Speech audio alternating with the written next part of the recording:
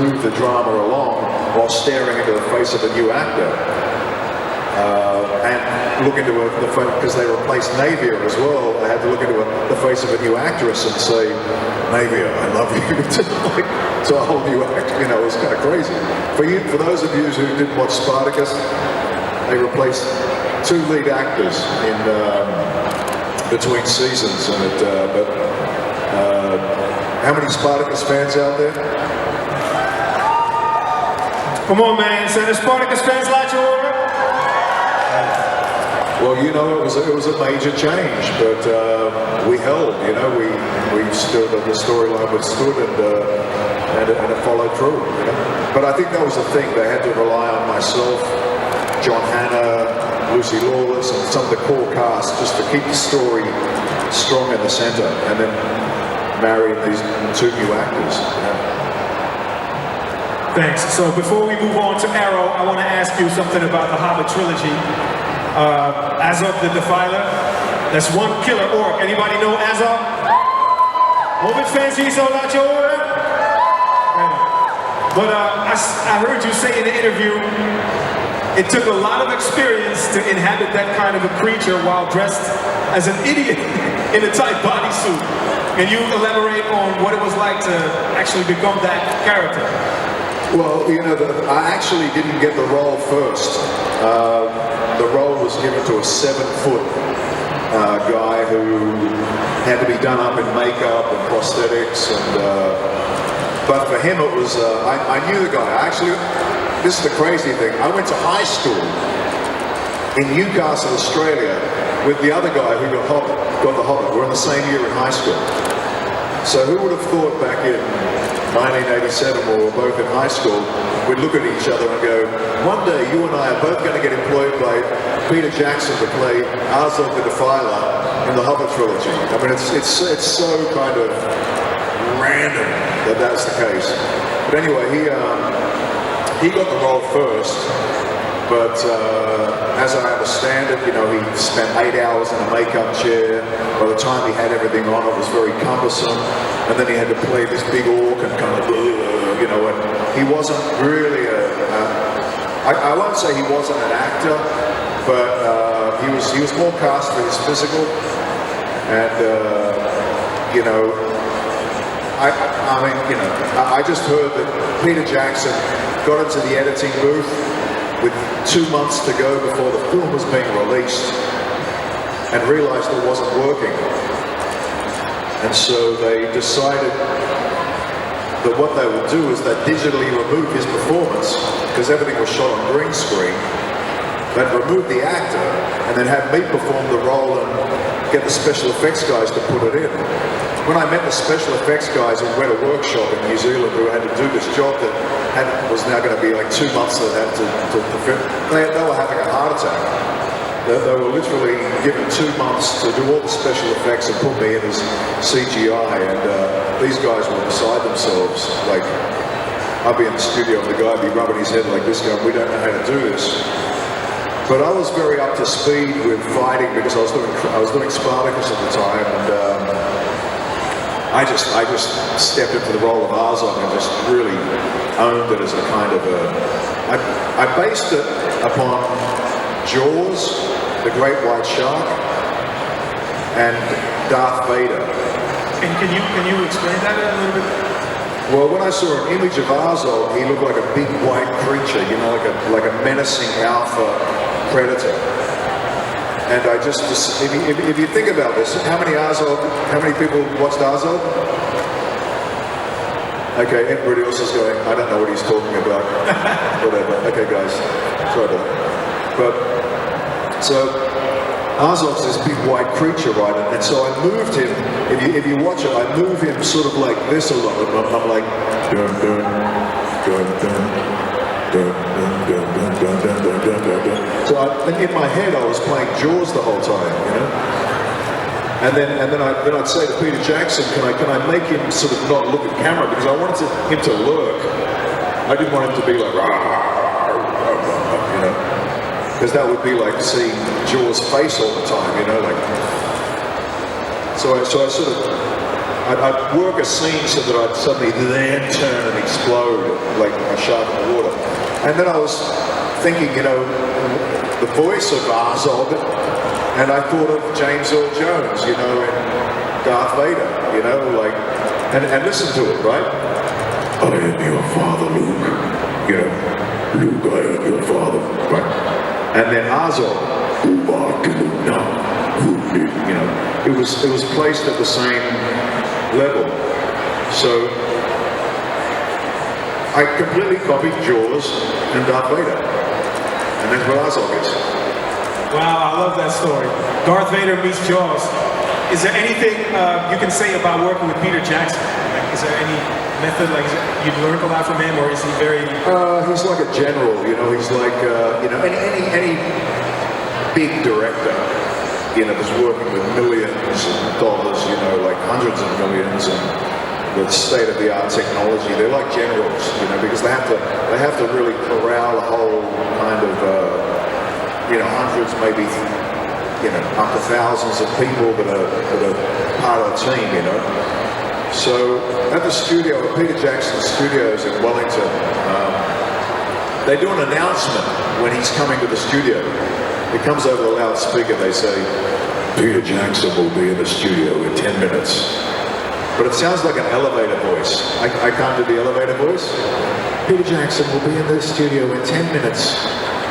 And everyone just suddenly goes like this, starts running around like their life depends on it, right? And then it's like, Peter Jackson will be in the building in 5 minutes. You know, it's kind of like, what's that games, the something games? Something games? Yeah, that new Japanese show. Anybody help us out? Squid Game. Squid Game. Squid Game, yeah. It's like that doll. With the speaker. Smiling before it shoots you with the machine gun. Right? Peter Jackson will be in the building in 3 minutes. If you're not behind your desk, you're going to die. You know, so people are like running everywhere, right? And then suddenly it goes, Peter Jackson is in the building. It's like Elvis, right? And then suddenly the door opens up, and in walks Peter Jackson, and he doesn't wear shoes. He's got a beard. He looks like a hobbit. He looks totally like a hobbit, right? And he walks in, he's like, Manu, love you, Spartacus. And he goes and sits behind the desk. He's like really just, he's a character. And he hasn't changed, you know, like he's one of those men that never changes. You know, you can give him $1 billion and he's just, you know, he's the same guy, you know. So yeah, but he's a very, very good director, you know. As an actor, you kind of get in a position sometimes where you can feel like you're frozen, like, especially in the big jobs where you know there's a lot of money going on, and Peter Jackson's just like, oh, what do you think, you know, like, and I'm like, well, okay, well, what's this thing that I'm sitting on? And he goes, oh, it's a big wolf called a wag, you know, like a giant big wolf. And I'm like sitting on this, I'm just sitting on this thing that looks like something from a gymnasium, you know, and there's two guys moving it around, and I'm like, okay, I'm on a big wolf, am I? And he goes, yeah. And I said, okay, how long have I had this, am I close with this wolf?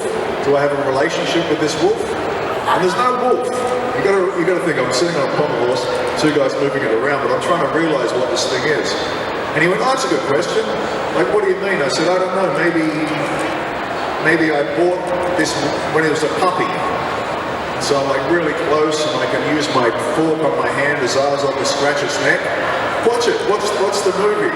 There's moments where I use the Azog's cut off arm fork thing to scratch its neck like a dog, you know. And it's because we suddenly decided, okay, Azog is actually quite friendly with his wife, you know. So I don't know. We made up a couple of things. I don't know whether that made any difference to the movie. But I mean, you're in situations a lot where you get the information on the spot, like this is that, and just do this. You know what? Improvise on He it. said to me he loved that. He said he loved that Azog had a relationship with the wag. This big mean creature. Otherwise, he's just like this all the time. You know, yeah. It was only a moment, but it was something. Yeah. Cool, man. Thanks. So, Deathstroke. I mean, where are all my Arrow fans at? Yes, sir. It's the same as the Spartacus fans. What are the rest of you doing here? Anyway, just sitting down, taking a break. Arrow ran for 8 seasons, if I'm not mistaken. Slade Wilson, how did you experience that whole Arrow universe? And what was it like to perform that character? Oh, you know, I mean, when you work as an actor, you know, you're reading for stuff. You know, there's several different roles you might end up being next week. You know, and when I read for Arrow, I actually just read as a soldier. You know, it just said a soldier, and the name wasn't Slade Wilson. And I'd just been in Kuwait. I got invited by the USO organization, American organization that brings entertainment to soldiers. I got invited to go and meet all the military guys. So when I was there, I met all the special forces who I was really sort of like, you know, I was interested in these guys because they were the best soldiers in the world, you know, the top special forces guys.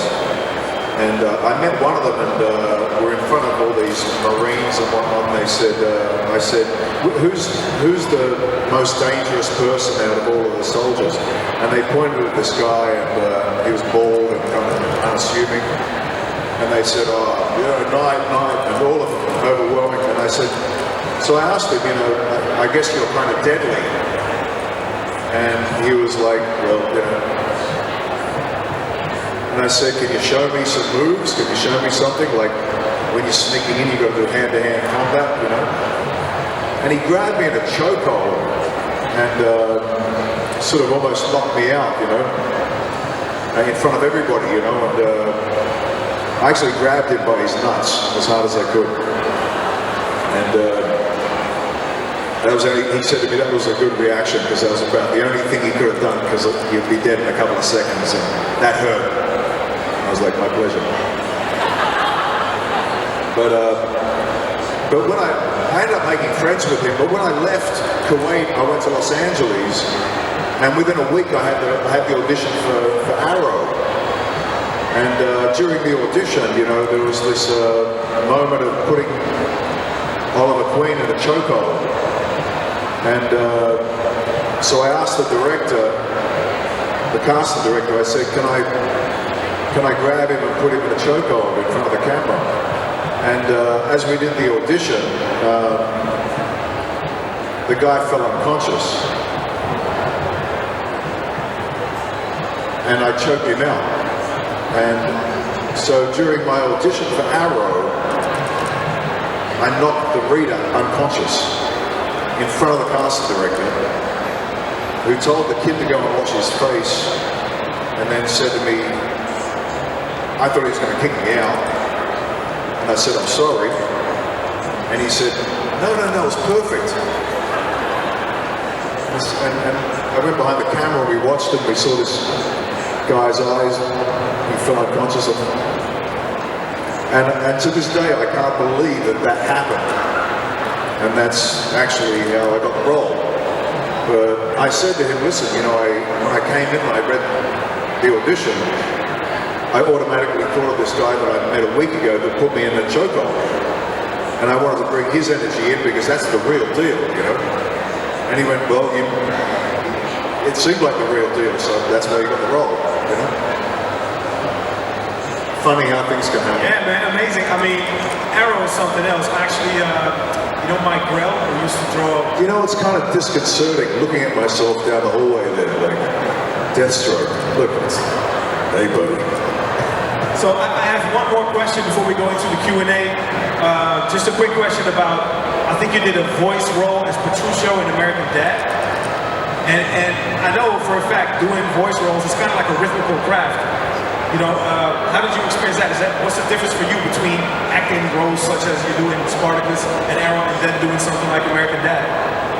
Well, that happened randomly. I was at New York Comic Con, and a guy came up who was a producer for American Dad and a couple of other animations, and he told me when he came to the signing, he gave me his card and he said, look, if you ever want to do some voice work, when you're in LA, let me know and I'll get you on. So I was in LA and I contacted their agency and they called me in and they said, okay, look, you're going to play this guy that's, I don't know, like chopping wood. It was like one line, you know.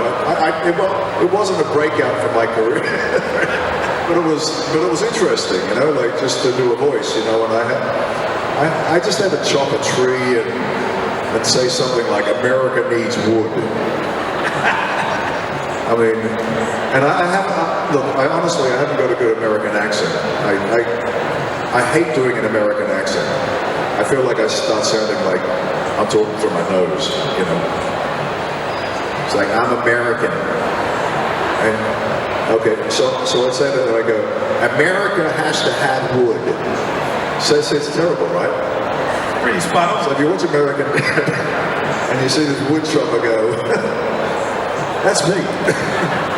My claim to fame. Great, man. I love the way he answers all the questions. Now it's time for you guys to ask Manu Bennett questions. So if there's anybody that wants to step up to the mic, please be our guest. About Arrow, Deathstroke, Spartacus, the Hobbit trilogy.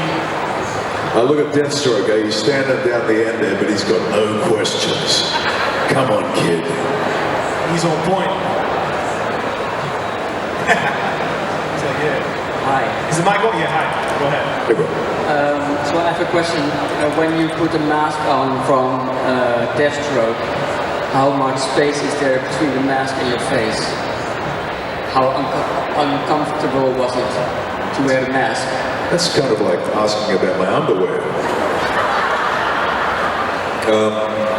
How much space is there between my face?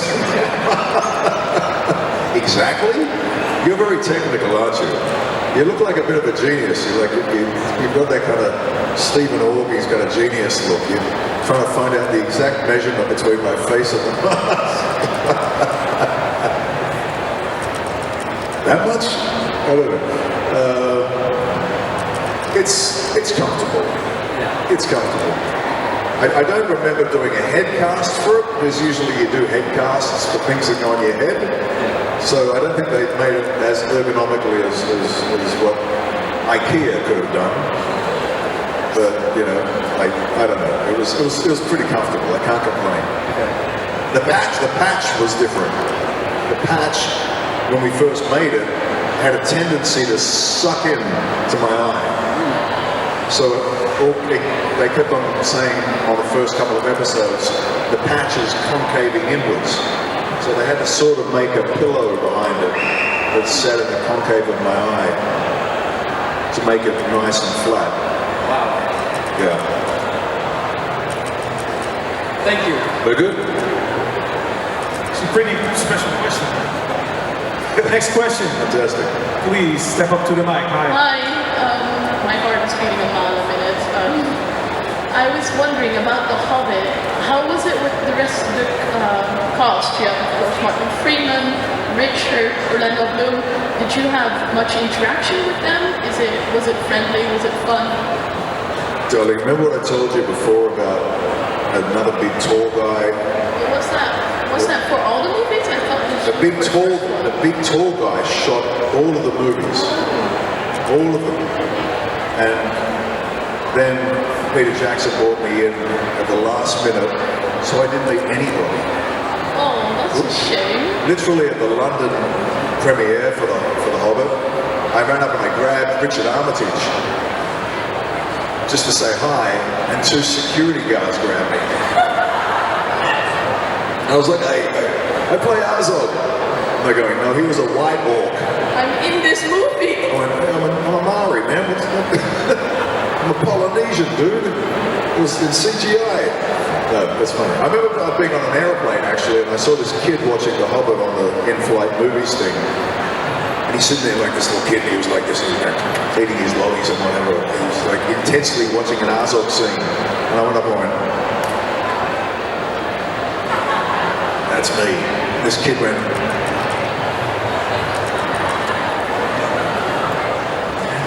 couldn't convince him otherwise.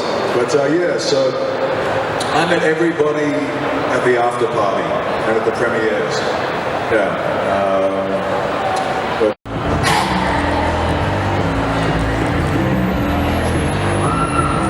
I'm addicted, 힘없이 나를 걸어주는 나의 아스파 이런 교감 너의 존재 나를 다른 차원으로 이끌었지 난 세상 중심에 You're in the center 내 모든 액션 어린 너의 힘을 키워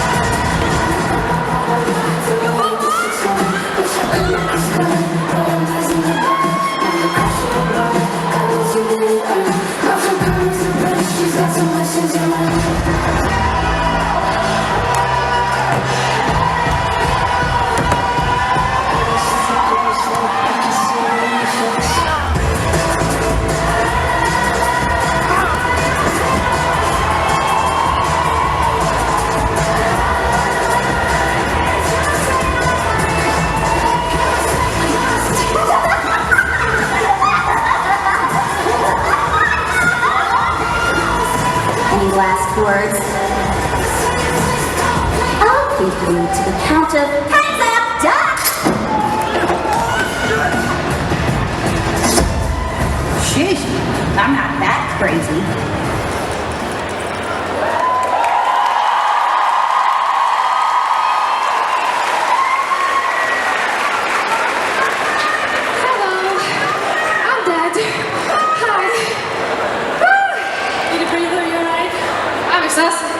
Welcome, Comic-Con. We want to start off with something new. Is that okay? Oh, you do your thing, Tom. That's okay. So we have no more violence around for a bit. Is that okay? Sweet. All right. So without further ado, we're gonna start with the contest, and we start with Essek from Critical Role, cosplayed by Siri. Give them a big round of applause.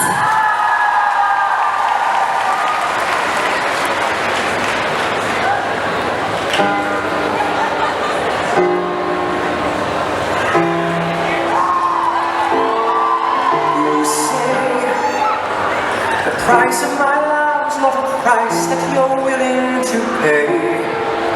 Is that true? I wasn't aware that was something a person could do. I'm perplexed. Are they going to keep on replacing whoever's in charge? If so, who's next? Remember, despite our estrangement, I'm your man. Back, soon you'll see. You remember you belong to me. You'll be back, time will tell.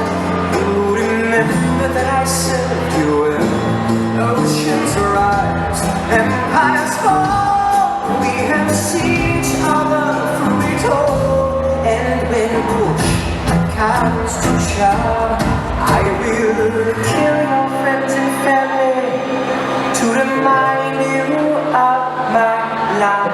Da da da da da da da da da da da da.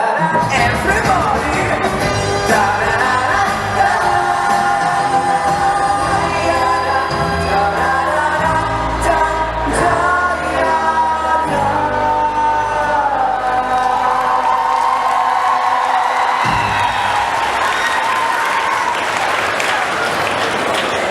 Well, that was absolutely fantastic. They did a better job than we did. I mean, give them a warm applause again, you guys. First contestants of today. It takes some balls to come up here, I need to admit. Like, every single one who's up here, like, gets fucking kudos from me. Hi. Anyways, that was just the first one. We got 19 today. It's a lot of contestants. That's a lot. Okay, next we have Lilith the Firehawk from Borderlands. Who knows the series? Oh. Cosplayed by Red Moon Tiger. Woo!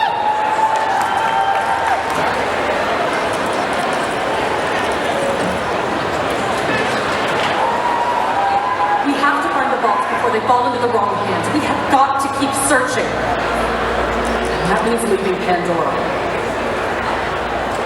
But I can't go with you. Not yet. Someone has to rebuild the Raiders. We need new blood. New badasses if we're going to be ready for the next fight. Find the vaults. No matter how far it takes you, no matter what happens, you will always be Crimson Raiders! Don't wanna live as an untold story. Rather go out in a blaze of glory. I can't hear you. I don't fear you. All it counts is the bad guy knocks. With your broken hearts. I can't hear you. I don't fear you now.